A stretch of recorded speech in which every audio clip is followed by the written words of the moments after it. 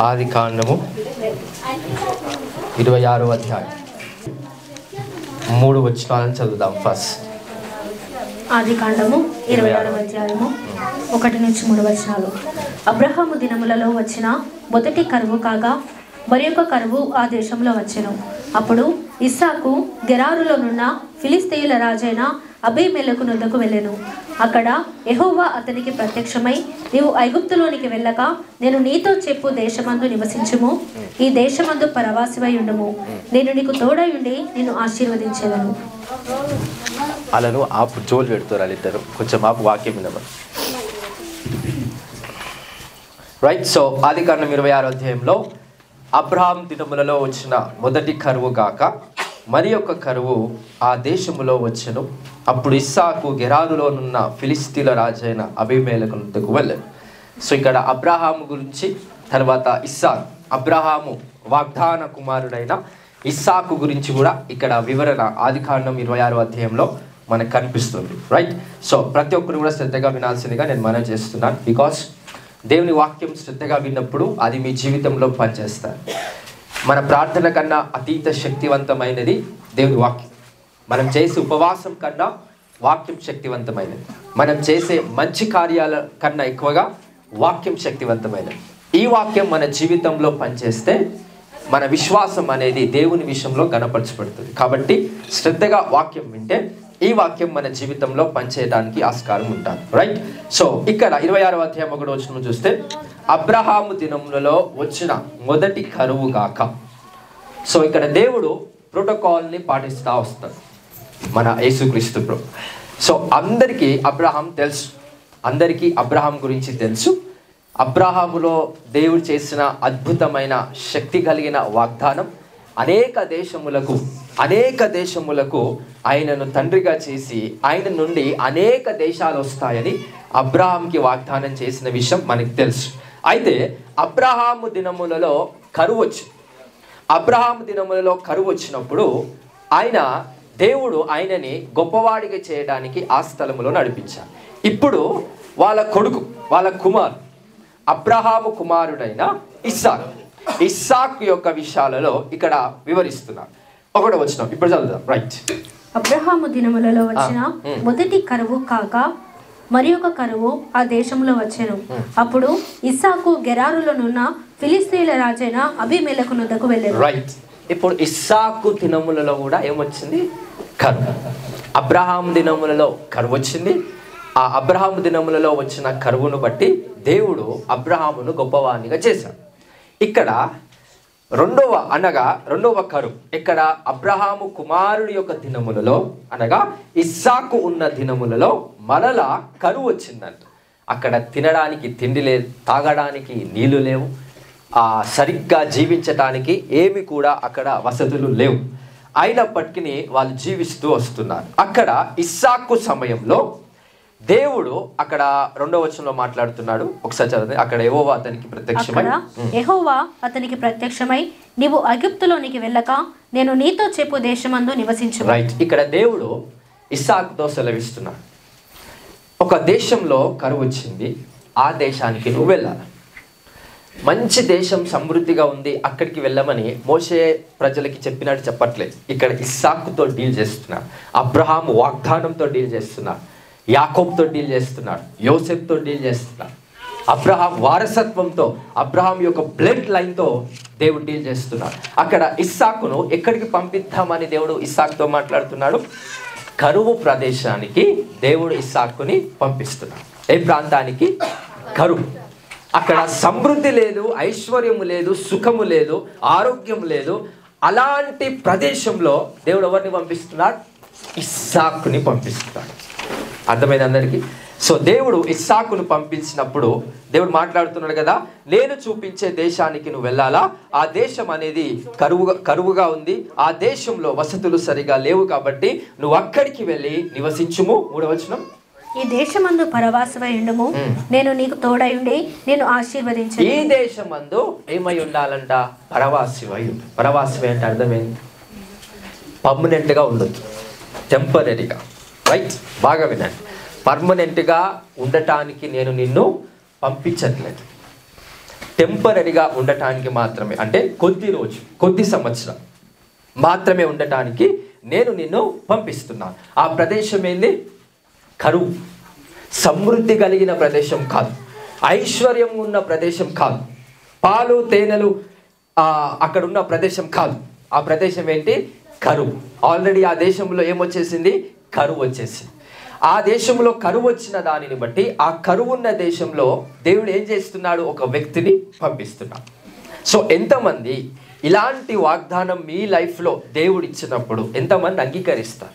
ఎంతమంది అంగీకరించగలుగుతారు? కరువు అని అంటే ఏమి లేని చోట దేవుడు నిన్ను పంపిస్తాడు. అన్నీ ఉన్న చోట దేవుడు నిన్ను పంపిస్తే నీ విలువ అక్కడ తెలీదు. ఎక్కడికి పంపిస్తాడు మనల్ని? చెప్పాలా? గడియవాలా? ఏమి లేని చోట, అక్కడ ఏది ఉండదు, దేవుడు అక్కడికి పంపిస్తాడు. అది అబ్రహాము యొక్క వాగ్దానం, అబ్రహాము యొక్క నిబంధన.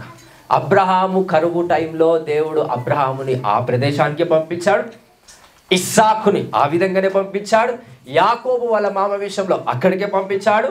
యోసేపు కరువు అక్కడ ఉందని తెలుసుకొని యోసేపును కూడా దేవుడు ఎక్కడ పంపించాడు? కరువు ప్రాంతంలోకి పంపించాడు. Because they are the great leaders, they are the great people in the sight of the Holi spirit. దేవుని దృష్టిలో వారు గొప్పవారై ఉన్నారు కాబట్టి గొప్ప వాళ్ళను దేవుడు గొప్ప ప్రదేశాలకు పంపించే ముందు ఎక్కడికి పంపిస్తాడు? కరువు ప్రదేశాలకు పంపిస్తాడు. ఎంతమంది గొప్ప పొజిషన్లోకి రావాలనుకుంటున్నారో దానికి ముందు ఏ పొజిషన్ అనే పాయింట్ ఆఫ్ వ్యూలో ఏ పొజిషన్లోకి దేవుడు పంపిస్తాడు? కరువు, పేదరికం, ఏమీ లేని చోట దేవుడిని పంపిస్తాడు. ఏమీ లేని చోట ఈ సంఘాన్ని ఇక్కడ దేవుడు నియమించాడని. ఏమీ లేని చోట, ఉజ్జీవం లేదు, ఇక్కడ ప్రాంతంలో దేవుని శక్తి కనుపరచబడట్లేదు. యేసుక్రీస్తు నామము ఇలాంటి ప్రాంతంలో గొప్పగా చేసేయడానికి ఈ ప్రాంతంలో ఇంకా రాలేదు. ఏమీ లేని చోట దేవుడు అల్ఫోమేగా సంఘాన్ని ఇక్కడ నిలబెట్టాడు. హల్లెలూయా, హల్లెలూయా. దేర్ ఇస్ నథింగ్, ఏమీ లేదు. చెట్ల ఎడారి మధ్యలో ఉన్న ఏ స్థలం, అంటే ఎడారి మధ్యలో దేవుడు మనం నిలబెట్టి దీన్ని దేశముగా చేయటానికి దేవుడు వాగ్దానం చేశాడు. హల్లెలూయా, హల్లెలూయా. చూడండి, ఒక 5 years తర్వాత ఏమవుతుంది ఈ ప్రాంతం అంతా? మీకు నమ్మకం లేదు కదా? మీ కన్నులు ఈ గోడ వరకే చూస్తున్నాయి. ఈ గోడను తంతే మీ కళ్ళు ఎక్కడి వరకు కనిపిస్తాయో మీకు అర్థమవుతుంది. జస్ట్ మీ కళ్ళు చూసేంత వరకే కనిపిస్తే, అక్కడగా చూడాల్సింది స్పిరిచువల్గా చూస్తే ఒక 4 సంవత్సరాల తర్వాత 5 సంవత్సరాల తర్వాత ఏం జరుగుతుందో.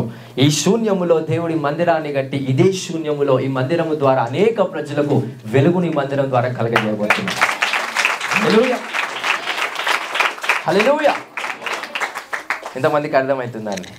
సో దేవుడు ఎక్కడ పంపిస్తాడు మనందరినీ? మీ ప్రతి ఒక్క వ్యక్తిని కూడా ఎక్కడెక్కడికి పంపిస్తాడు? ఫస్ట్ స్థానంలోకి, కరువు ప్రాంతం, ఏమి లేని ప్రదేశం, ఏమి లేని చోట అక్కడికి దేవుడు పంపించి మరి అక్కడున్న ఇస్సాకుని ఏం చేద్దామని అనుకుంటున్నాడు? 3వ వచనం చూస్తే, ఈ దేశమందు పరవాసివై ఉండుము.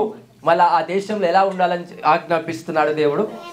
స్థిరంగా ఉండంటున్నాడా? పరవాసివై ఉన్నామంటున్నాడు. చెప్పాలా? మన స్థిరమైన స్థలం ఏంటండి?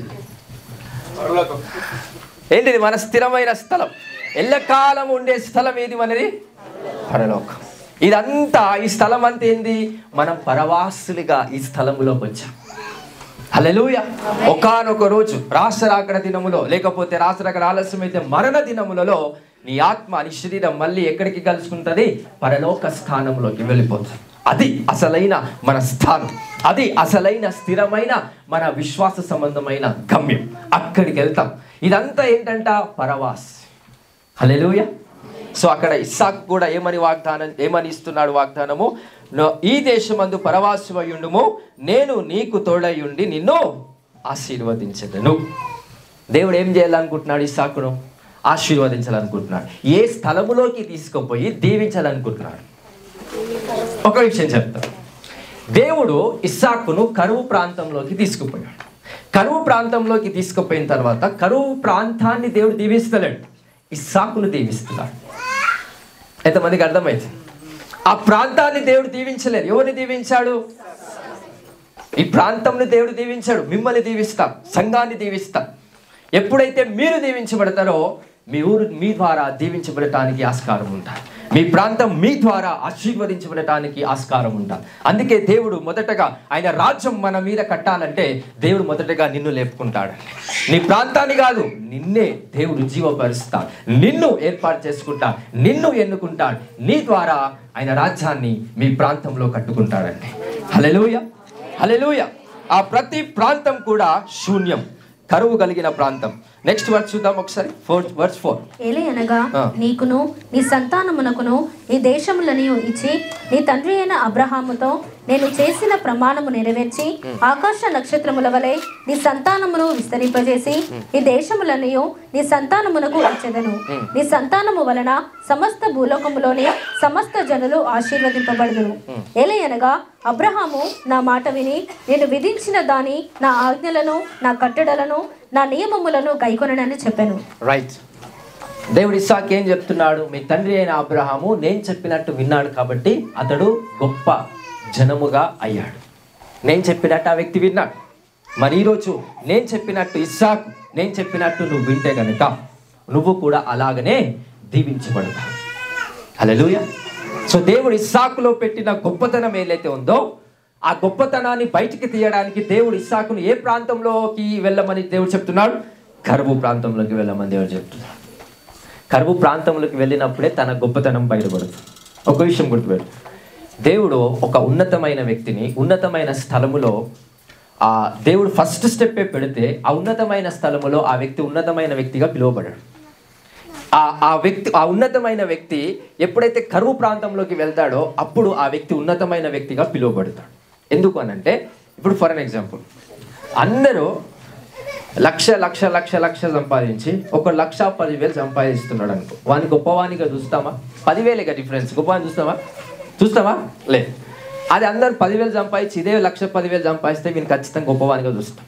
ఎందుకంటే వాని యొక్క లెవెల్ అనేది చాలా ఎక్కువగా ఉంది కాబట్టి. అంటే దేవుడు ఇస్సాకుని గొప్పగా చేసే ముందు ఎక్కడికి పంపిస్తున్నాడు? కరువు ప్రాంతానికి పంపిస్తున్నాడు. ఏమీ లేని చోట అక్కడికి దేవుడు పంపించి ఆ చోటను ఈయన ద్వారా దేవుడు దీవించడానికి అనేకమైన ప్రత్యక్షతలు ఇస్సాకుకి దేవుడు చూపిస్తున్నాడు. అయితే మిమ్మల్ని దేవుడు ఎక్కడికి పంపిస్తాడు? బలమైన వ్యక్తుల దగ్గరికి మిమ్మల్ని పంపించడానికి దేవుడు మిమ్మల్ని ఏర్పాటు చేసుకోలేదు. ఎక్కడికి పంపించడానికి ఏర్పాటు చేసుకున్నాడు? చెప్పాలి, బలహీనుల దగ్గరికి. అందరు ఏమనుకుంటాం? బలవంతుల దగ్గరికి మనం వెళ్ళాలా అని అనుకుంటాం. లేదు, బలహీనుల దగ్గరికి వెళ్ళటానికి దేవుడు మిమ్మల్ని ఏర్పాటు చేసుకున్నాడు. అది ఆయన రాజ్యం. ఆ రాజ్యం మీ జీవితంలో కట్టబడాలంటే బలహీనుల సైతం నేను బలపరచాలనే ఆశ మీలో రావాలి. అనేక ప్రజలు చదువు లేక, విద్య లేక, జ్ఞానము లేక వాళ్ళు నశించిపోతున్నారు. కాబట్టి ఆ నశించిపోయే వ్యక్తుల విషయంలో నేను వాళ్ళని కాపాడాలి అనే ఆ ఒక శక్తి, ఆశ ఎప్పుడైతే నీలో కలుగుతుందో ఇస్సాకును దేవుడు దీవించినట్టు మిమ్మల్ని దేవుడు దీవిస్తాడండి.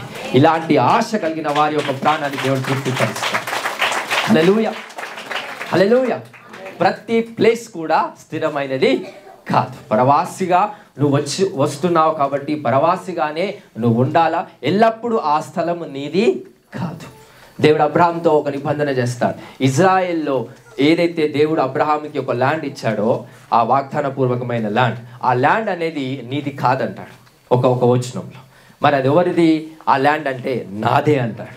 సో మీది కాదు, ఆ ల్యాండ్ నాది, ఆ స్థలం నాది. నా స్థలములో మీరున్నప్పుడే మీరు వర్ధిల్తారనే ఆ వాగ్దానాన్ని మరి ఇక్కడ పరిశుద్ధాత్ముడు గుర్తు చేస్తున్నారు. నెక్స్ట్ వర్స్ చూద్దాం.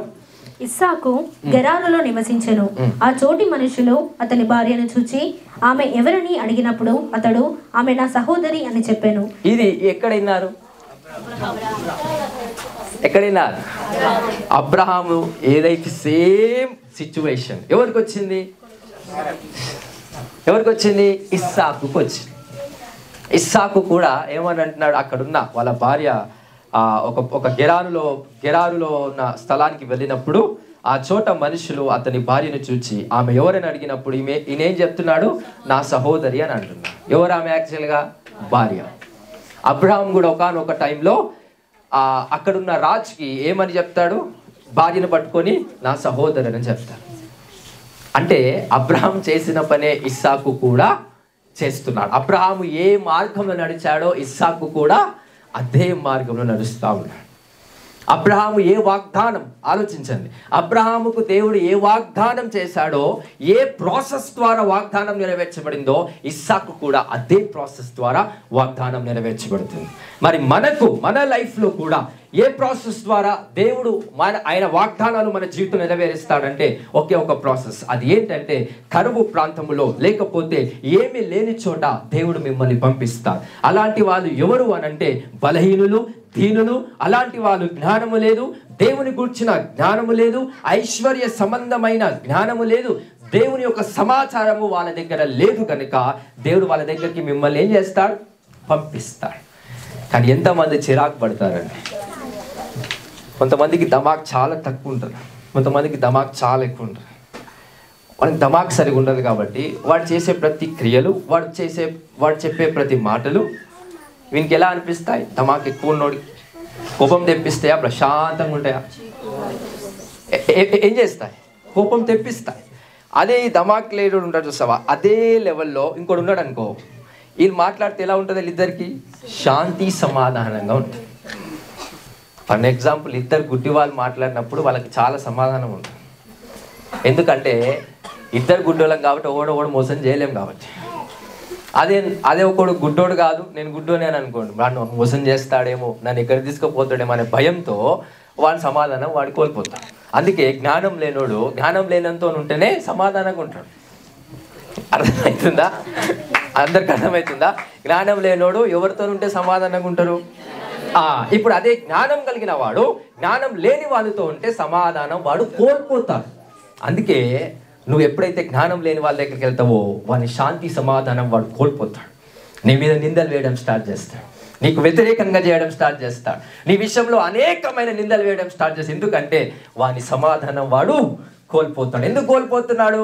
నీకు దేవుడిచ్చిన జ్ఞానాన్ని జ్ఞానం లేని వానిలో విత్తాలని ఆశ నీకు ఉన్నప్పుడు ఎప్పుడైతే వాని దగ్గరికి వెళ్ళి జ్ఞానం చెప్తావో సరిగ్గా అర్థం చేసుకోక వాడు నీపై నిందలు వేయడం స్టార్ట్ చేస్తాడు. హల్లెలూయా, హల్లెలూయా. ఇలాంటి పరిస్థితులు ప్రతి ఒక్క వ్యక్తికి మనందరి జీవితాల్లో కలుగుతాయి. అక్కడ అబ్రహాంకి కలిగింది, ఇస్సాకు కలిగింది, యాకోబు, యోసేపు, ప్రతి ఒక్కరి లైఫ్లో ఇలాంటి నిందలు వాళ్ళపైన మరి అనేక ప్రజలు రాళ్ళలాగా విసిరారంట. ఎప్పుడు వీళ్ళపై నిందలు వస్తున్నాయి? ఎప్పుడైతే బలహీనులను ఏం చేయాలనే ఆశతో వచ్చినప్పుడు నిందలు వస్తున్నాయి, బలపరచాలని ఆశతో వచ్చినప్పుడు నిందలు వస్తున్నాయి. ఎప్పుడైతే బలహీనులను లేకపోతే నశించిపోయే వాళ్ళకు దేవుని సువార్త ప్రకటిస్తున్నప్పుడు వాళ్ళకి సరి అయిన జ్ఞానము లేదు కనుక యేసు ప్రభు యొక్క సువార్త వాళ్ళకి ఎలా కనిపిస్తుందని దేవుని వాక్యం సెలవిస్తుంది. వెర్రితనముగా కనిపిస్తుందంట. అదే జ్ఞానము కలిగిన వాడికి దేవుని సువార్త ఎలా ఉంటుందంట? దేవుని శక్తి అయి ఉంటుందంట. జ్ఞానము లేని వారికి దేవుని సువార్త ఎలా కనిపిస్తుందంట?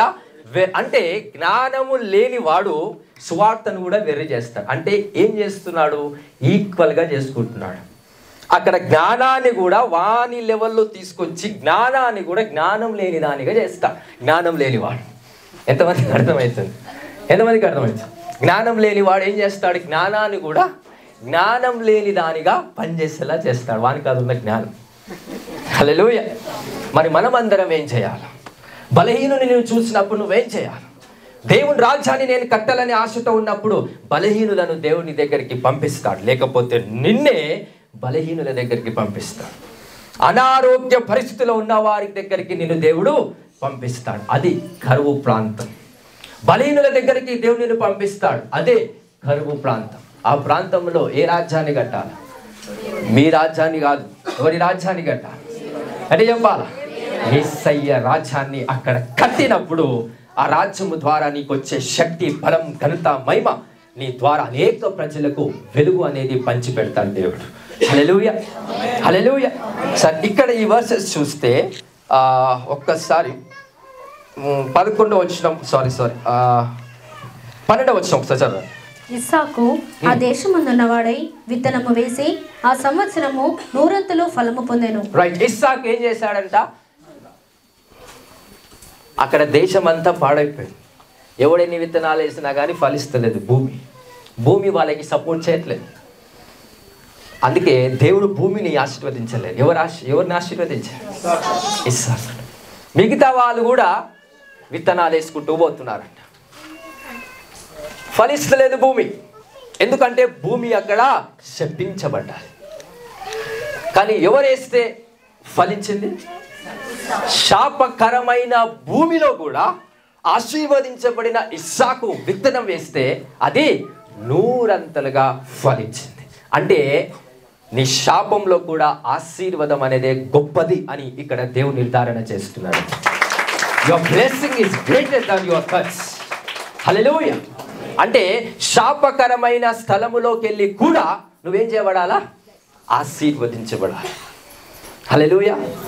కొన్ని ప్లేసెస్కి వెళ్తాను, ఆ ప్లేసెస్కి వెళ్తే ఎప్పుడు గొడవే.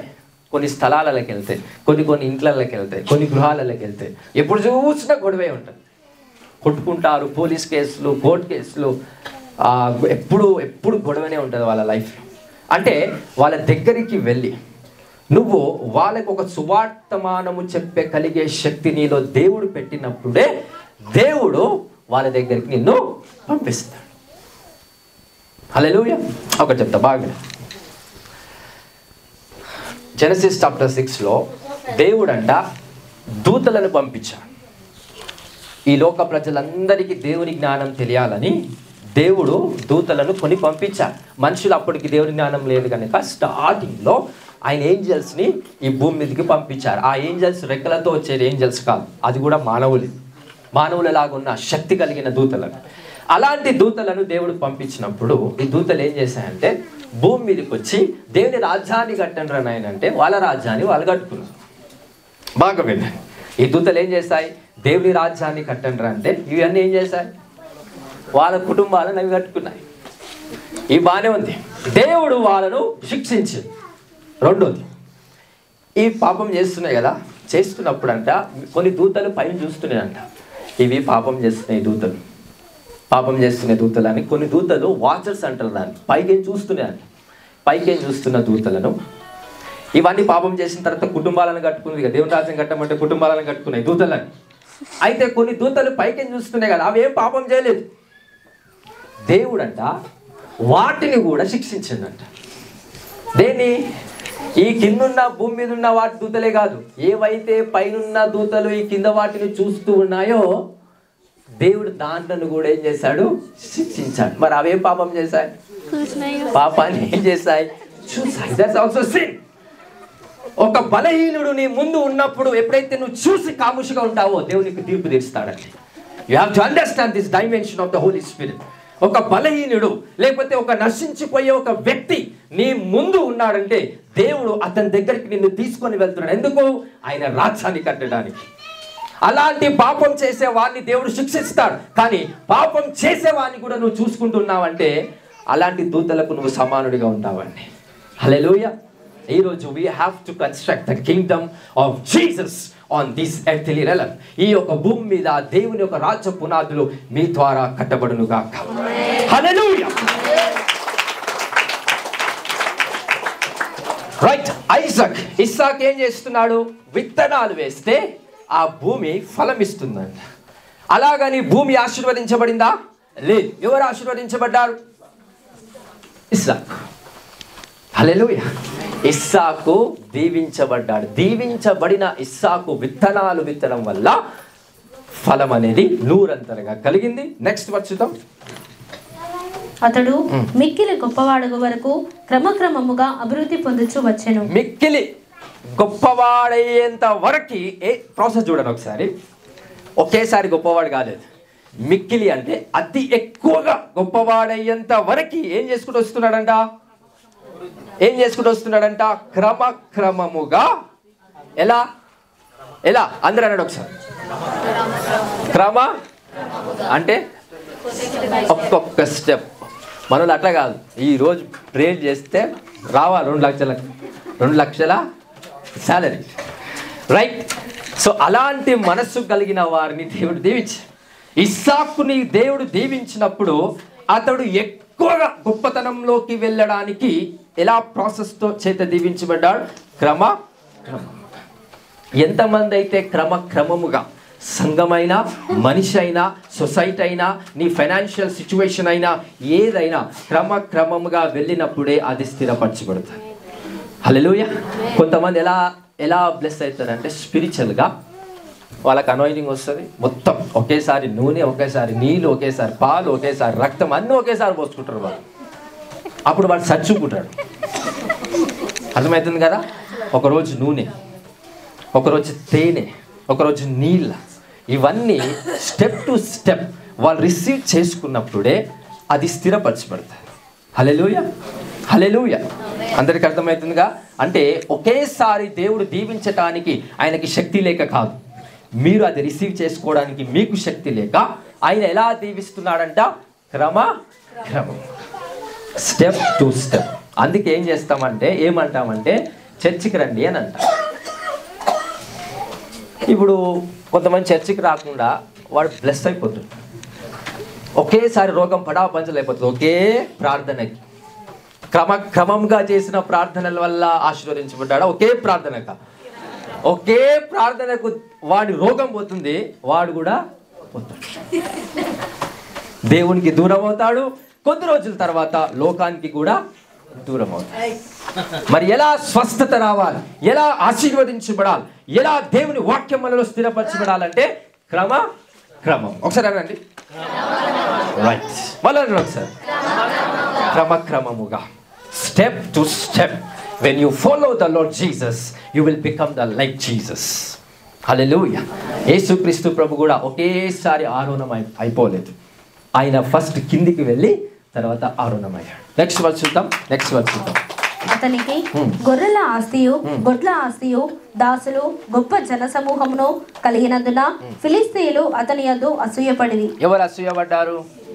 ఇప్పుడు శత్రువుల యొక్క పొజిషన్. ఇప్పుడు ఏ రెలంలోకి వచ్చాడు మన Isaac? The realms of the enemy. అంతవరకు దీవించబడుతున్నాడు.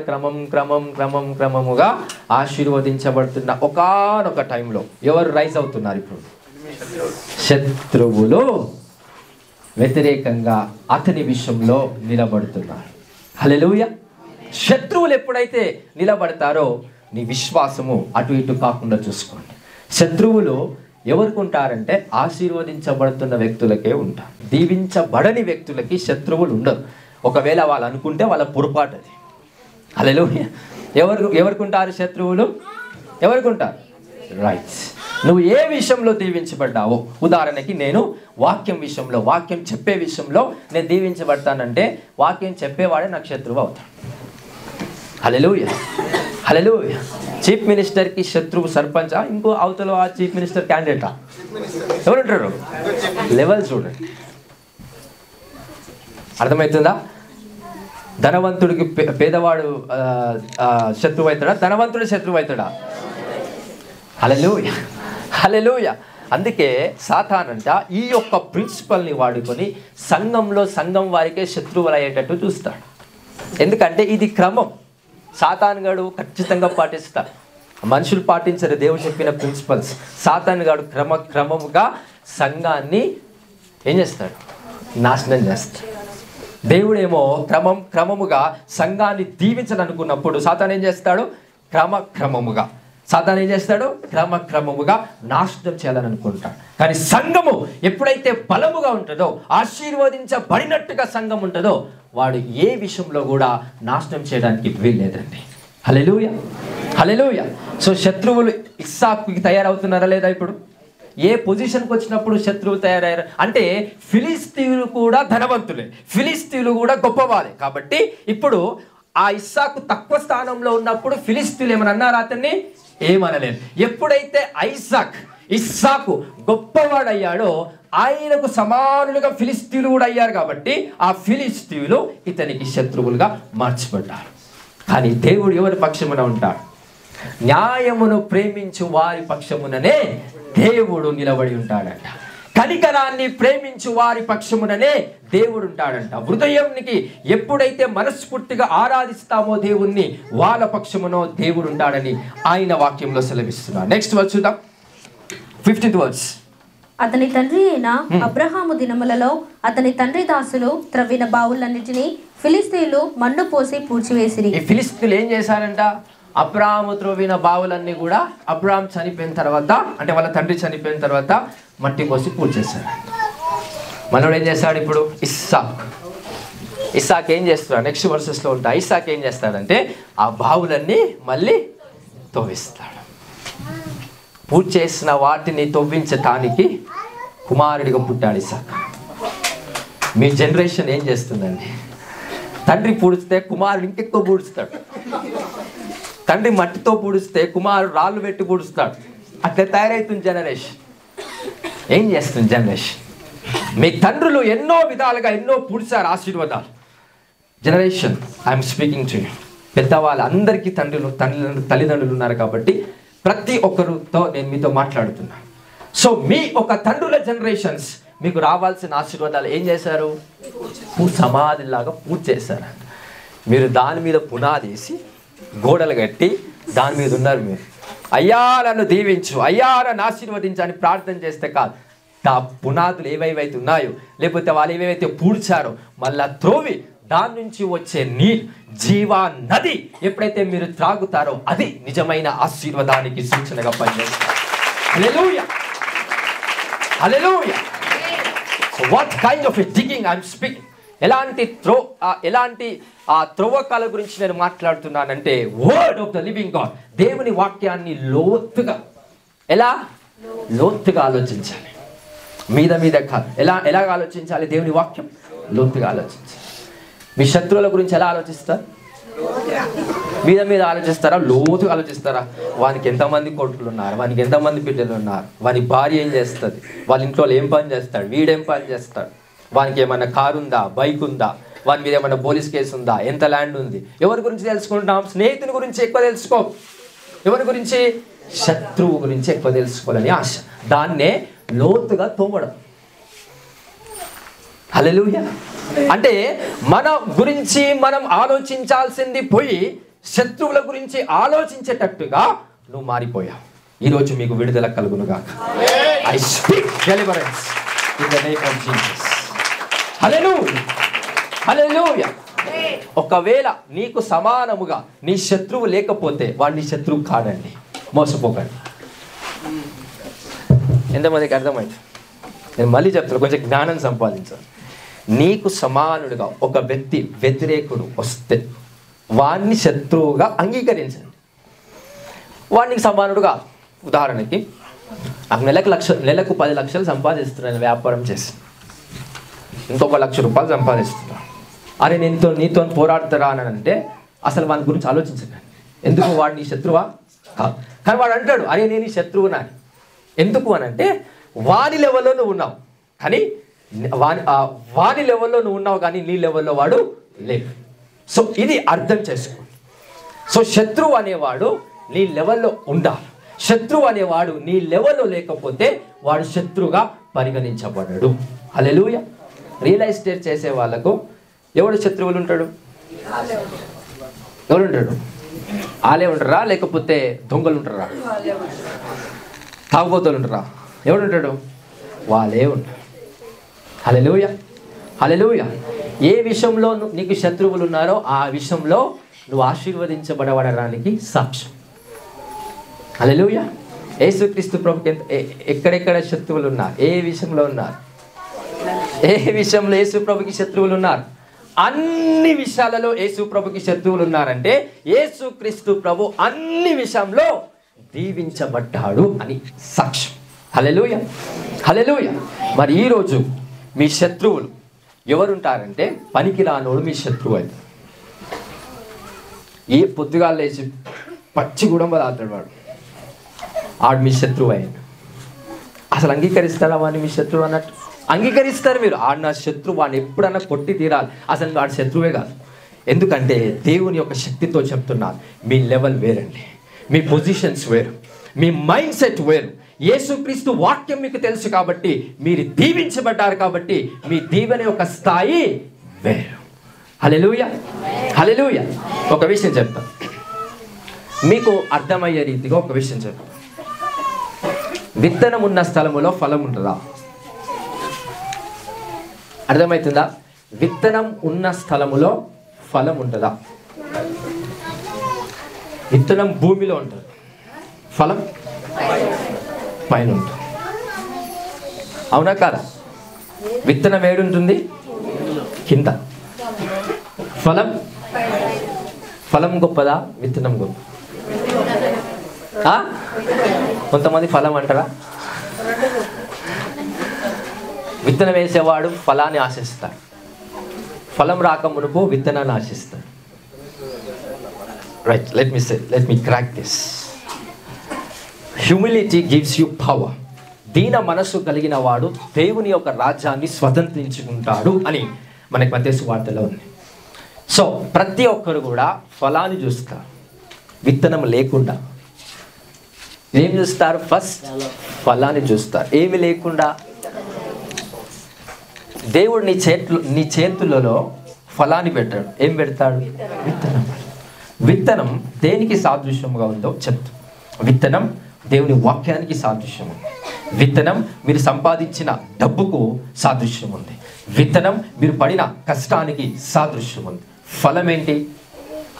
మీరు పొందుకుంటున్న ఘనత ఫలం, మీరు పొందుకుంటున్న ఆరోగ్యం ఫలం, మీరు పొందుకుంటున్న శక్తి ఫలం. ఇవన్నీ ఫలం, ఇది విత్తనాలు కాదు. హల్లెలూయా. సో ప్రతి ఒక్కరు కూడా సాధారణంగా ఫలం ఒక ఆశను బట్టే విత్తనాన్ని విత్తుతారు. ఎంతమందికి అర్థం? విత్తనాన్ని ఎక్కువ ప్రేమిస్తారా, ఫలాన్ని ఎక్కువ ప్రేమిస్తారా?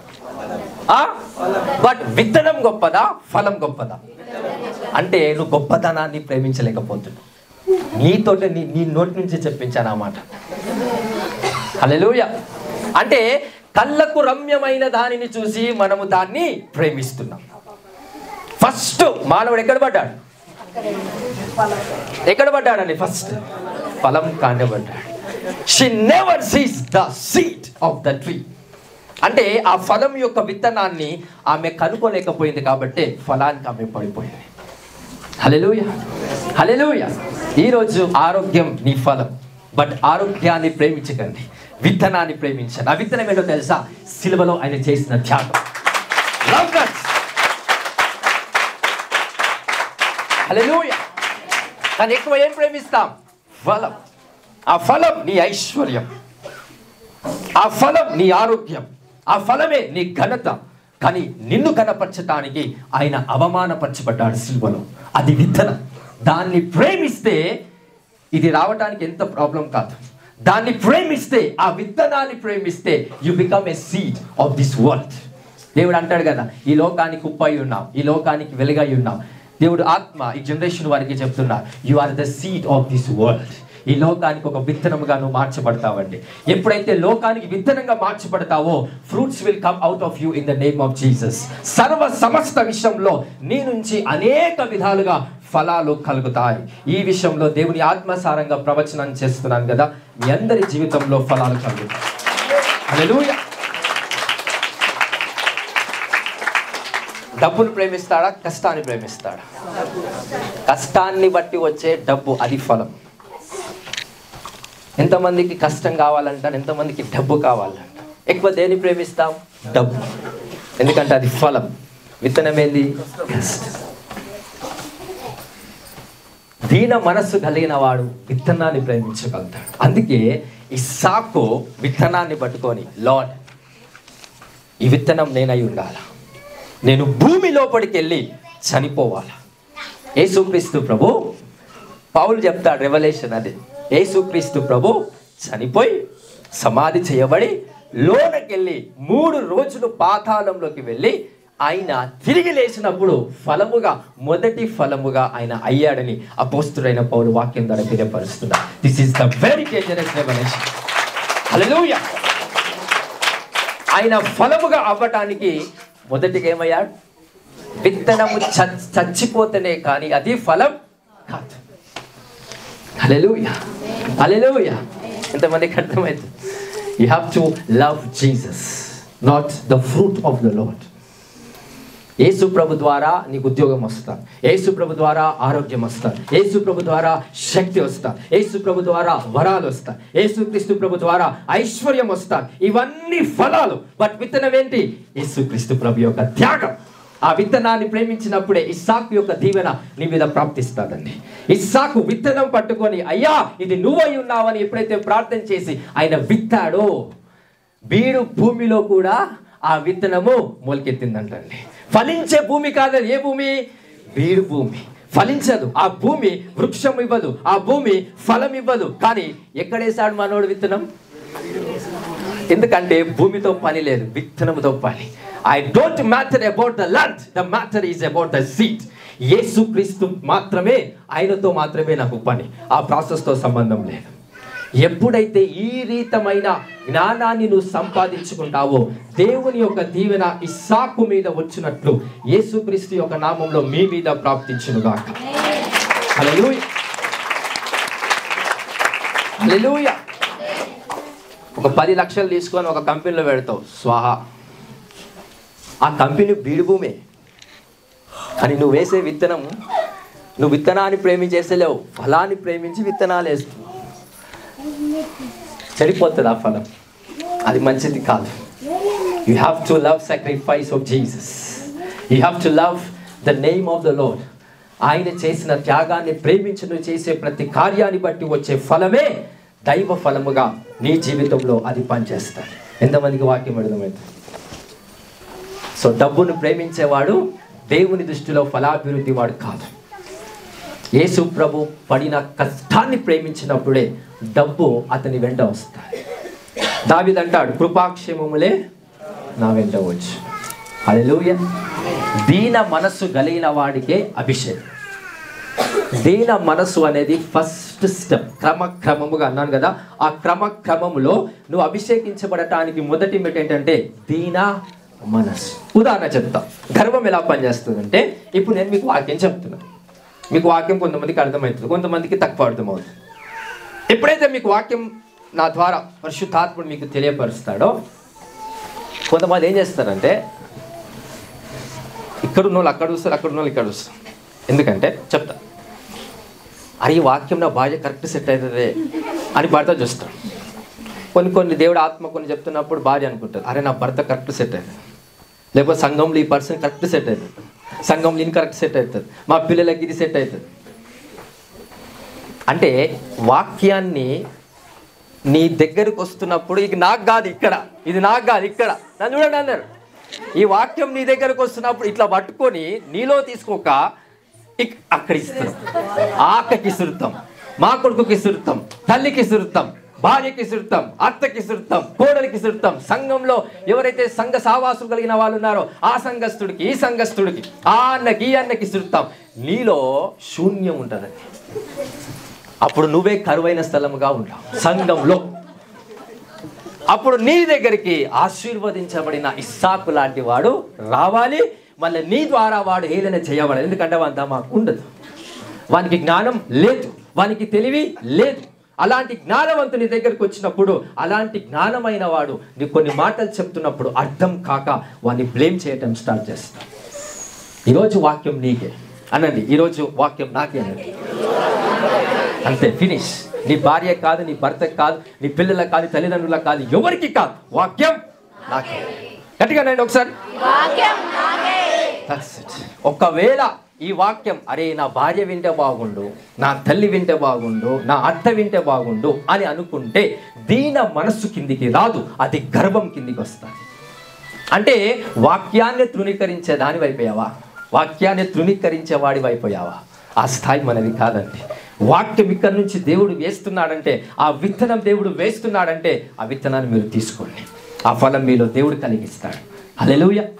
ఎంతమంది ఇలా వేస్తారండి? ఎలా? కంపారిజన్స్. ఇప్పుడు వాక్యం చెప్తున్నప్పుడు ఈ వాక్యం ఆయనకుంటే బాగుంటుంది, ఈ వాక్యం వీళ్ళకుంటే బాగుంటుంది అని 90% ఇక్కడున్న వాళ్ళందరినీ అనుకుంటారు. అందరు దొంగలే, నాకు తెలుసు. అందరు అనుకుంటారు అరే ఇది ఈయనింటే బాగుండు, ఇది ఈయనింటే బాగుండు, మొన్న ఇట్లా అన్నాడు కదా, ఈ వాక్యం ప్రాఫిట్ ఆయనకే చెప్తాడు. హల్లెలూయా, హల్లెలూయా. ఎందుకు నీ దగ్గరికి వాక్యం వస్తుందో తెలుసా? రేపన్నా అదే తప్పు నువ్వు చేయబోతున్నావు కాబట్టి. చెయ్యకుండా ఈ వాక్యం నిన్ను కాపాడుతుంది. హల్లెలూయా. తప్పు చేసిన వాడికి కాదు వాక్యం, తప్పు చెయ్యకుండా ఉన్న వాడికి వాక్యం. తప్పు చేసిన వాడికి వాక్యంలో ఉన్న పశ్చాత్తాపం అనే ఫలం వాని జీవితంలోకి వస్తుంది. కానీ వాక్యం సూటిగా ఎవరి దగ్గరికి వస్తుంది? రేపటి నాడు ఇట్లాంటి తప్పును చేయబోతున్నావు కాబట్టి ఈ వాక్యం విని ప్రార్థన చేయండి. ఆ తప్పు చేయటానికి ఏదైతే సాతాన్ గాడు అనేకమైన సిచ్యువేషన్స్, పరిస్థితులు ఏర్పాటు చేశాడో అది పటాపంచలైపోతాయి. హల్లెలూయా. ఒక స్నేహితుడు నీ దగ్గరకు వచ్చి మంచి బ్రాండ్ తీసుకొచ్చి వస్తాడు నీ దగ్గరికి, ఫుల్ బాటిల్. వాడు రాకుండా అడ్డగించేదే ఈ వాక్యం. వాని కాల్లో చెయ్యో యాక్సిడెంట్ ఎరుగుతుంది. నీ దగ్గరకు వచ్చి నీకు తాపియాలనే ఆలోచన వాడికి వస్తే ఎవరిని వాడు అడ్డగించేది? నువ్వు కాదు, దేవుని వాక్యం. నువ్వు వింటున్నావు కాబట్టి, నువ్వు వింటున్న ఆ వాక్యం నీలో విత్తనముగా నాటబడినప్పుడు ఫలం అక్కడ వస్తుందంట. You can't see the fruit some time, but the fruit is visible to the spirit of the living God. Hallelujah. అలాంటి ఫలాభివృద్ధి చేత మనము అనేకమైన విషయంలో వర్ధిల్లటమే దైవ చిత్తము. ఈరోజు ఇస్సాకు లైఫ్లో దేవుడిచ్చిన ఆశీర్వాదాన్ని చూస్తే ఆయన ఎలా దీవించబడ్డాడంట? క్రమముగా. డబ్బులు వస్తేనే దీవెననా? చెప్పాలా? బంగ్లాలు, కార్లు కొంటేనే దీవెననా? కాదు. అన్ని విషయంలో ఒక వాక్యం అంటాడు 1 పేతురు రాసిన పత్రికలో, ఆత్మ విషయంలో వర్ధిల్లుచున్న ప్రకారం అన్ని విషయంలో సౌఖ్యముగా వర్ధిల్లాలి అని అంటాడు. అంటే ఆరోగ్య విషయంలో వర్ధిల్లాలా, జ్ఞానం విషయంలో వర్ధిల్లాలా. కొన్నిసార్లు నేను చెప్తున్నప్పుడు కొంతమందికి అర్థం కానప్పుడు వాళ్ళు నన్ను ఈజీగా బ్లేమ్ చేస్తారు. ఇదే వచ్చింది పెద్ద పంచాయతీ. గొప్ప మాటలు చెప్దామా, అర్థం కాక ఇట్లా చెప్తాడినా అని నా మీద నిందలేయడం రెడీగా ఉండరు. ఎవరు వేస్తారు నిందలు? ఈ చుట్టుపక్కల వచ్చి మామిడికాయ చెట్లలో ఉన్న ఆకులు తెంపుకోపోయేటవాడు కానీ నిందలు వేసేది ఎవడేస్తాడు? మీరే వేస్తారు. ప్రాఫిట్ ఇట్లా వేస్తారు, ప్రాఫిట్ అట్లా వేస్తారు. యూ కాంట్ అండర్స్టాండ్ వర్డ్ అంటే నా మట్టుకైతే నేను ఇది చేస్తా, నీ మట్టుకు నువ్వు చేయండి. యేసు ప్రభును మనం అందరం ఫాలో అవుదామా లేదా? యేసు ప్రభు పెళ్లి చేసుకోలేదు. ఇప్పుడు చెప్పండి, యేసుక్రీస్తు ప్రభు వివాహం చేసుకోలేదు. మరి అందరూ ఆయనని అనుసరించాలి అలా కదా? అందరూ కూడా యేసు ప్రభునే ఫాలో కావాలి. అలాంటప్పుడు యేసు ప్రభు వివాహం చేసుకోలేదు, మనం కూడా చేసుకోవాలి. అంతేనా? అంటే అర్థం ఏంటండి? యేసుక్రీస్తు ప్రభు దైవ చిత్తం ఎలాగా ఆయన విషయంలో చేస్తున్నాడో అదే అన్నాడు ఆయన. నన్ను అనుసరించండి అంటే, నన్ను ఫాలో అవ్వండి అంటే, నేను ఎలాగా దేవుని పని ఆయన చిత్తానుసారంగా చేస్తున్నానో మీరు కూడా దేవుని పని ఆయన చిత్తానుసారంగా చేయటమే నన్ను ఫాలో అవ్వడం అని అర్థం వస్తుంది. హల్లెలూయా. సో నన్ను ఫాలో అంటే నేను చేసిన క్రియలు మీరు చేయాలని కాదు, దైవ చిత్తం మీ పట్ల ఏదైతుందో అది చేయటమే నన్ను అనుసరించటము.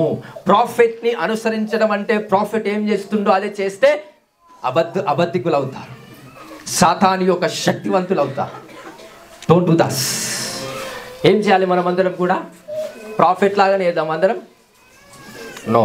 మీ పట్ల దేవుడు ఒక ప్రణాళిక పెట్టాడు, మీ పట్ల దేవుడు ఒక ఆలోచన పెట్టాడు. ఆ ఆలోచనను మీరు స్వాగతించి దాని పట్ల గమ్యం, గోల్ ఏదైతే పెట్టుకున్నారో దేవుని ఆత్మ చేత దాంట్లో వెళ్ళడానికి మీకు దేవుడు తన శక్తిని కలగజేస్తాడు. హల్లెలూయా. ఎంతమందికి వాక్యం అర్థమైందండి? ఎలా ప్లస్ అవ్వాలి? ఒకేసారి క్రమముగా. దేవుని వాక్యం నీకేనా పక్కవారికా? నీకే అనండి. పక్కవారికి అందరితో దేవుడు మాట్లాడి కూడా అనొద్దు. నాకే. The word is for me. దేవుడు నీతో ఇలాగున మాట్లాడు, దేవుడు నీతో ఇలాగూ ప్రత్యుత్తరం ఇచ్చు. హల్లెలూయా. దేవుడు సంఘంతో మాట్లాడుతున్నప్పుడు మీకున్న సామర్థ్యాన్ని బట్టి మీకు అర్థమవుతారు. ఇక్కడ నేను ఇంత వాక్యం చెప్పాను కదా 1 hour, అందరికి ఒకేలాగా అర్థమైందంట ఇప్పుడు? కాదు. ఎందుకు ఒకేలాగా అర్థం కాలేదంటే ఒకే పిలుపులో మీరు లేరు కనుక. ఒకే పిలుపులో ఉన్నవాడికి ఒకే రకంగా అర్థమవుతుంది. అందరికి ఒక్కొక్క పిలుపు దేవుడు మీకు ఇచ్చాడు. ఒకరు వ్యాపారం చేయండి అని అంటాడు, ఒకరిని ప్రభుత్వాన్ని ఏలండి అని అంటాడు, ఒకడు రాజుగా అవ్వండి, ప్రధానమంత్రిగా అవ్వండి అని అంటాడు, ఒకరిని ప్రవక్తగా అవ్వమని అంటాడు, అపోస్తుల్స్గా అవ్వండి అని అంటాడు, సంఘ కాపరిగా అవ్వమని అంటాడు, సువార్థికులుగా అవ్వండి అని చెప్తాడు. ఇదంతా వీళ్ళంతా ఏం చేస్తారు లాస్ట్ కంటే దేవుని రాజ్యాన్ని కడతారు. హల్లెలూయా, హల్లెలూయా. మనమంతా ఎవరి రాజ్యాన్ని కట్టాలా? దేవుని రాజ్యాన, మన రాజ్యాన్న? హల్లెలూయా. మీ పిల్లలు లేకపోతే మీరు, మీ తల్లిదండ్రులు ఏవైతే ఆశీర్వాదాలన్నీ కూడా మూసేశారో మట్టిపోసి, దయచేసి పునాదులు కట్టకండి, దాన్ని మళ్ళా త్రవ్వండి. ఇస్సాకు ఆ బావులను ఏం చేపించాడంట? త్రవ్విపించాడంట. అబ్రహాము త్రవ్విన తర్వాత వచ్చిన నీళ్ల ద్వారా దేశాలు అక్కడున్న ప్రాంతాల్లో ఉన్న ప్రజలంతా తాగారు. ఫిలిస్తీన్లు అది చూసి అబ్రహాం చనిపోయిన తర్వాత వెంటనే అవన్నీ మూపించారంట. ఎందుకు? అబ్రహాము వల్ల వీళ్ళంతా బ్రతుకుతున్నారా అనే మాట రావద్దు, ఫిలిస్తీన్ల ద్వారానే వీళ్ళు జీవిస్తున్నారనే మాట రావడం కోసం అక్కడున్న బాయిలన్నీ మూసేశారు. మీ తండ్రి ద్వారానో లేకపోతే యేసుక్రీస్తు ద్వారానో అబ్రహాము ద్వారానో లేకపోతే విశ్వాసము ద్వారానో నీకొచ్చే ప్రతి ఆశీర్వాదం నీ దగ్గర ఉంది. కానీ నీ శత్రువులు ఏం చేశారు? అది ఏం చేశారు? మూసారు. నీ శత్రువు ఎవరండి? కొంతమంది మానవులు అయితే అసలైన శత్రువు ఎవరు? సతాన్. శత్రువు ఎవరు? సైతాన్, దుష్ట శక్తి, అంధకార శక్తి, అపవిత్ర శక్తి, అనారోగ్యం కలిగిన శక్తి, మరణం అనే శక్తి. ఇవి మన సంబంధమైన శత్రువులు. ఈ శత్రువులు ఏం చేశాయంట? మరణం అనే శత్రువు ఏం చేసింది? జీవం అనే ఆశీర్వాదాన్ని మూసేసింది. మనం ఏం చేస్తారు? దాని మీద ఇల్లు కట్టుకుంటాం. No, dig something to get something in the name of Jesus. ఆ బాయిల నుండి వచ్చే జీవా నది నువ్వు త్రాగటానికే దేవుడు దాన్ని నిర్మించాడు. సాతాన్ని దాన్ని సమృద్ధిగా సంపూర్ణంగా మూసేసింది. ఈరోజు ఇంటికి వెళ్ళి దాన్ని తోడండి. తోడడం అంటే ఏంటో తెలుసా? మీ పట్ల దైవ చిత్తం ఏమైతుందో ఆ వాక్యాన్ని మీరు ధ్యానించండి. ఎప్పుడైతే వాక్యాన్ని ధ్యానించి నెమరు వేసి వాక్యాన్ని ఆలోచిస్తూ ఉంటావో నువ్వు దేవుని వాక్యముగా మార్చబడతావంటండి. When you think the word of God you become the word of God. నువ్వు దేవుని వాక్యాన్ని ఆలోచిస్తే ఏమవుతావంటే నువ్వు దేవుని వాక్యముగా మార్చబడతావు. అప్పుడు ఈ లోకానికి దేవుని వాక్యం అనే పేరు నీ నొసటి మీద ముద్రించబడతాదంట. హల్లెలూయా, హల్లెలూయా. మరి బావి త్రవ్వడం అంటే ఏం చేయడం అని అర్థం? త్రవ్వడం అంటే నేను ఇప్పటిదాకా చెప్పాను. త్రవ్వడం అంటే ఏం చేయాలన్నట్టు? ఏం చేయాలి? వాక్యాన్ని ఏం చేయాలి? ఆలోచించాలి. హల్లెలూయా. బీడు భూమిలో కూడా ఇస్సాకు విత్తనాలు వేస్తే ఎన్నంతలుగా ఫలించబడ్డాడు? వాక్యంలో ఏముంది? 100 అంతలుగా. అంటే ఆయన వేసిన విత్తనం ఒక్కటి కూడా నశించిపోలేదు. ఆయనకి ఎంత పంట రావాలో సమృద్ధిగా అక్కడ పంట వచ్చింది. ఒక పంట నశించిపోయింది, ఒక పంట వచ్చిందనడానికి వీల్లేదు. 100% 100 అంతలుగా ఆయన ఫలింపబడ్డాడంట. చిగురించే భూమిలో విత్తనాలు వేస్తే ఫలించడం వేరు. నీ ముందు లేకపోతే నువ్వు వెళ్ళే స్థలము ఎలాంటి స్థలం? అది బీడు భూమి స్థలం. నువ్వు వెళ్ళాల్సిన స్థలం దేవుడు ఎక్కడికి పంపిస్తాడు? కరువు ప్రాంతంలోకి పంపిస్తాడు. ఎవరి యొద్దకు పంపిస్తాడు? దేవుడు నిన్ను బలహీనుని దగ్గరికి పంపిస్తాడు. అనారోగ్య పరిస్థితుల్లో ఉన్నవారి యొద్దకు పంపిస్తాడు. హల్లెలూయా, హల్లెలూయా. అప్పుడు వచ్చే మదర్ టెరెసాని దేవుడు ఎక్కడికి పంపించాడు? Mother Teresa. ఆమె గురించి చాలా మందికి తెలుసు. ఎక్కడికి పంపించాడు ఆమెని? మంచి బిల్డింగ్లకి పంపించాడా? మంచి ప్యాలెస్లోకి పంపించి నువ్వు సువార్త ప్రకటించన్నాడా? ఎక్కడికి పంపించాడు? క్యాన్సర్ పేషెంట్స్ని, అనేకమైన కుష్టి రోగుల దగ్గరికి ఆమెను పంపించి వాళ్ళను స్వస్థపరిచేటట్టు దేవుడు ఆమెను నియమించుకున్నాడు. హల్లెలూయా. దేవుడు ఎక్కడికి పంపిస్తాడంటే మనలో ఉన్న ఆలోచన ఏంటో తెలుసా? పరలోకానికి. మనలో ఉన్న ఆలోచన ఏంటో తెలుసా? ఆశీర్వాదంలోకి. నో. ఫస్ట్ దీన మనస్సు కలిగిన వాడు ఆ స్టెప్ తొక్కిన తర్వాతనే గొప్ప స్థానంలోకి దేవుడు మిమ్మల్ని పంపిస్తాడు. హల్లెలూయా, హల్లెలూయా. ఎలీషా 2 అంతల ఆత్మాభిషేకం పొందుకోవడానికి ఏలియా తన దుప్పటి ఎక్కడ వేశాడు? తన దుప్పటి ఎక్కడ వేశాడు? ఎవరికి తెలిసి వాక్యం? ఏలియా అనే ఆ గురు ఎక్కడ వేశాడు? ఆయన దుప్పటి నేలపై వేశాడు. You can't stand and receive anointing. You have to bow to receive an anointing. అంటే నువ్వు భూమి మీద పడే ఆ వస్తువును తాకాలి అని అంటే యూ హ్యావ్ టు హంబుల్.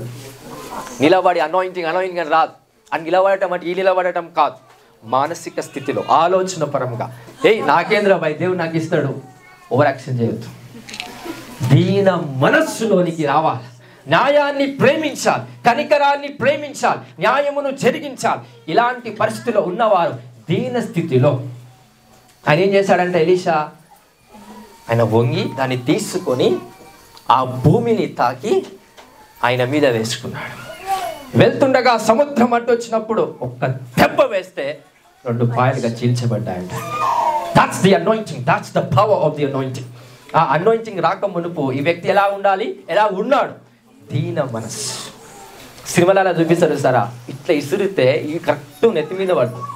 ఆ బట్టను, పూలదండలు అవన్నీ ఏడబడుతుంది, మొత్తం నెత్తి మీద పడుతుంది. అది నిజం కాదు, సినిమాది. సో నిజమైన వాక్యం ఎగ్జాక్ట్గా ఏం తెలియపరుస్తుంది? దేవుడు ఇచ్చే ప్రతి ఆశీర్వాదం నేల మీద ఉంది. You have to receive from the earth. Hallelujah, hallelujah. ఒక కార్ని నువ్వు కొంటున్నావనంటే ఆల్రెడీ మ్యానుఫ్యాక్చర్ చేసేవాడు ఆ ఐరన్, ఆ స్టీల్ అంతా ఇక్కడ నుంచి తీశాడు. చెప్పాలా? అంటే కారు ఫలం అయితే విత్తనం భూమి మీద ఉంది. You have to understand these things. Hallelujah, hallelujah. మంచి మంచి ఇన్ఫ్రాస్ట్రక్చర్స్, పెద్ద పెద్ద హైటెక్ సిటీలోకి వెళ్తే మంచి మంచి ఇలాంటి ఐరన్, స్టీల్స్ మంచి మంచి డిజైన్స్ వేసి రకరకాల ప్రొడక్ట్స్తో డిజైన్ చేసి మంచి మంచి కడతారు వాళ్ళంతా. దానికి విత్తనం ఎక్కడ దొరికింది? వాళ్ళకి భూమిలో డిగ్ చేస్తే దొరుకుతుంది. హల్లెలూయా. అంటే వాడు నేలను తాకాల్సింది. కాలుతోని కాదు, చేయితోని. కాలుతోని తాకితే ఐరన్, స్టీల్ ఇవి రావండి. కష్టపడాలి, వాడు నేలను తాకాలి. తాకినప్పుడు అంటే ఆ విత్తనానికి విలువిచ్చినప్పుడే అక్కడ బిల్డింగ్స్ కట్టబడతాయి. వాడు మాత్రమే స్థిరంగా ఉంటాడు. ఇది చేయకుండా బిల్డింగ్స్ కట్టాడంటే భూకంపం వచ్చేస్తుంది. హల్లెలూయా, హల్లెలూయా. సో దేన్ని ప్రేమించినా మనమందరం ఈరోజు ఫలమునా విత్తనమునా? విత్తనం అంటే ఏంటి? ఫలం అంటే ఏంటి? విత్తనం అంటే కష్టం, రైట్? విత్తనం అంటే యేసు ప్రభు చేసిన త్యాగం. ఆయన చేసిన త్యాగం వల్ల నీకు ఫలం ఉంది. అదే ఆరోగ్యం, ఐశ్వర్యము, శక్తి, బలము, జ్ఞానము, ఇంకా అన్ని. ఇవన్నీ ఫలాలు ఎవరి ద్వారా వస్తున్నాయి మనకి? యేసు క్రీస్తు చేసిన త్యాగమును వల్ల మనకి వస్తూ ఉన్నాయి. హల్లెలూయా, హల్లెలూయా. ఎంతమందికి అర్థమైంది వాక్యం? అలా మీరు విత్తనాన్ని పట్టుకొని, పురుషులారా విత్తనాన్ని పట్టుకొని, అనగా మీరు సంపాదించే ప్రతి ఒక్క డబ్బును ఏదైతే ఉందో దానికి విలువ ఇవ్వకుండా యేసుక్రీస్తు చేసిన త్యాగానికి విలువిచ్చి మీరు పడిన డబ్బును, మీరు సంపాదించిన ఆ డబ్బును మీరు చేసే వ్యాపారంలో విత్తండి. పిల్లలుగా ఎవరైతే ఉన్నారో, ఏవైతే తల్లిదండ్రుల ద్వారానో, లోకము ద్వారానో, యేసు ప్రభు ద్వారానో, ఆ అబ్రహాము ద్వారానో వచ్చిన ప్రతి ఆశీర్వాదాన్ని ఏవైతే సాతానుగాడు మూసేసిందో దాన్ని తెరవటమే ఈరోజు అభిషేకం అండి. దాన్ని తెరవాలనుకున్న ప్రతి ఒక్కరు ఈరోజు అనాయింటింగ్ రిసీవ్ చేసుకోండి. In the mighty name of Jesus. Hallelujah, hallelujah. కొంతమందికి వారసత్వపు ఆస్తి ఉంటుంది, అది పక్కన పెట్టండి. తండ్రి చనిపోతాను, తల్లి చచ్చిపోతాను, లేకపోతే తల్లిదండ్రులు దాచిపెట్టిన అప్పటిది ఎప్పటిదో ఉంటుంది. అది తండ్రి మర్చిపోతాడు, ఈ కొడుకు మర్చిపోతాడు, మనమడు మర్చిపోతాడు. అది ఎవడు వాడుకోడది, అట్లనే ఉంటుంది. ఆస్తి కావచ్చు, ఇంకేదైనా కావచ్చు, దేవుడు దాన్ని మీకు బయలుపరచును గాక. By the power of the Holi Spirit. Hallelujah, hallelujah. అలాంటివి మీకు బయలుపరచబడినప్పుడు you will receive the fruits of your fathers in the name of Jesus. Hallelujah, hallelujah. ఎంతమంది రెడీ ఉన్నారు ఫర్ ది అనాయింటింగ్? ఏ అభిషేకం ఈరోజు మన మీద ఉందండి? ఏ అభిషేకం దేవుడు మనకి ఇవ్వాలని ఆలోచిస్తున్నాడు? సాతాను మూసిన ఆ ఒక ఆశీర్వాదాన్ని ఈరోజు మనం ఏం చేయాలి? మూసిన ఆ ఒక బావిని ఏం చేయాలి? హల్లెలూయా. త్రోవాలి అంటే ఏంటి? ఏం చేయాలి? దేవుని వాక్యాన్ని ఆలోచించాలి. ఆలోచిస్తున్నావా? కొంచెం మట్టి ఆలోచించాలి, మట్టి ఆలోచించాలి, మట్టి అదే తీయబడుతుంది.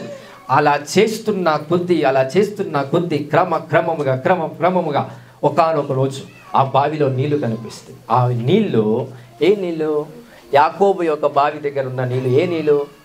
అక్కడ యేసుక్రీస్తు ప్రభు యాకోబు బావి దగ్గరికి వెళ్ళి సమరయ స్త్రీతో ఏ నీళ్ళు ఇస్తా అని చెప్పాడు?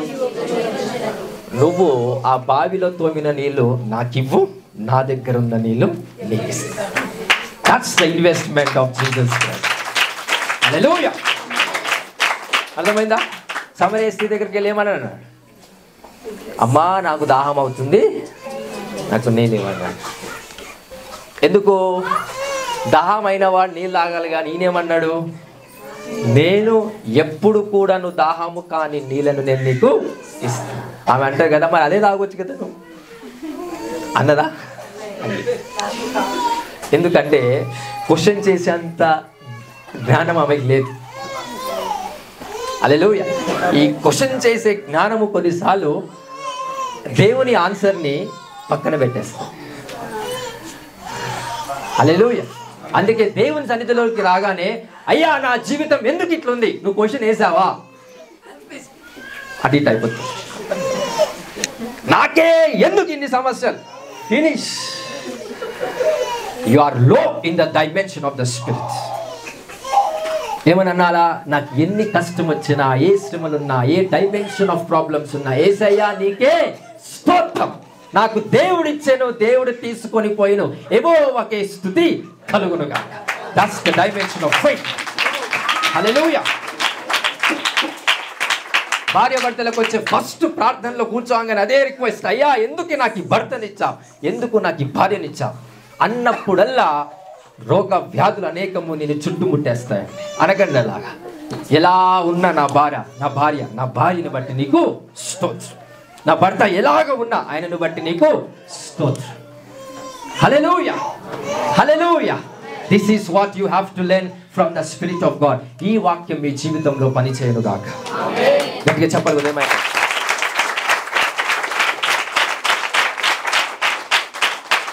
హల్లెలూయా. హల్లెలూయా. సో మూయబడిన బావులను ఏం చేద్దాం ఇప్పుడు? ఏం చేద్దాం? హల్లెలూయా. పాత బావిలు, పాత ఇల్లులు వస్తాయి కలల. ఎంతమందికి వస్తాయి చెప్పండి అలా? పాత ఇల్లులు, పాత డోర్లు వచ్చేలే వస్తాయి, నాకు తెలుసు. రైట్. కొంతమందికి వస్తాయి కానీ ఏం తెలియనట్టు ఎత్తలేరు వాళ్ళు. ఎందుకంటానంటే మీరంతా దీవించబడ్డారు, అందుకే మీ కళలు వస్తున్నాయి. హల్లెలూయా. అర్థమవుతుందా? మీరు దీవించబడ్డారు కాబట్టి ఏమొస్తున్నాయి? ఆ పాత బావిలు ఏం చేయాలని? Hallelujah. It's a spiritual dimension. We have to understand. Hallelujah. మనం ఏం చేస్తాం? అలాంటి వస్తున్నాయి దుష్ట దురాత్మ శక్తులు యేసు నామంలో బంధిస్తాం. అవి ఎక్కడ బంధించబడతాయి? అదే బావిలో బంధించబడతాయి. అంటే బావిలో నువ్వు ఏం పోస్తున్నావు? ఇంకా దుష్ట శక్తులు, దురాత్మలు ఇంకా నింపుతున్నా. నువ్వేం చేయాలి? వాటిని తెరవాలి. యేసుక్రీస్తు నామంలో ఏది బంధిస్తే అది, ఏది తెరిస్తే అది అలాంటివి. హల్లెలూయా. హల్లెలూయా. ఈ స్పిరిచువల్ డైమెన్షన్స్ మీకు ఎంతమందికి అది అర్థమైందో? మీరంతా ఈరోజు యేసుక్రీస్తు నామంలో దీవించబడ్డారు. హల్లెలూయా.